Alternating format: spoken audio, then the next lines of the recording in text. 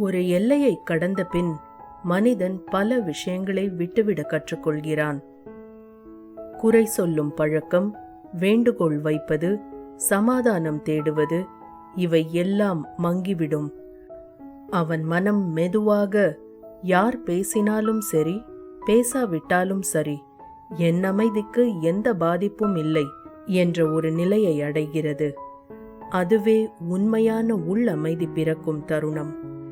ஏனெனில் பிறரை ஓரளவுக்கு மேல் கட்டுப்படுத்த முடியாது. அவர்களின் நடத்தை நம் விருப்பப்படி இருக்காது.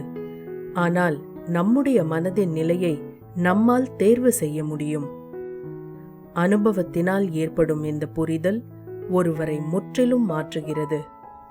முன்பு ஏன் அவன் பேசவில்லை, ஏன் அவள் கவனிக்கவில்லை, ஏன் ஒரு மெசேஜ் கூட அனுப்பவில்லை என்று கவலைப்பட்டவன் இப்போது மற்றவர்களின் நடத்தை என் அமைதியை பறிக்க முடியாது என்று உணர்கிறான். அந்த தருணத்தில்தான் சுதந்திரம் தொடங்குகிறது. அந்த சுதந்திரத்தில்தான் புதிய வலிமை உருவாகிறது. அவன் இனி யாரிடமும் பெரிய எதிர்பார்ப்பில்லாமல் வாழ கற்றுக்கொள்கிறான். நினைவில் கொள்வோம், எதிர்பார்ப்பு முடியும் இடத்தில்தான் மன அமைதியும் சுதந்திரமும் தொடங்கும்.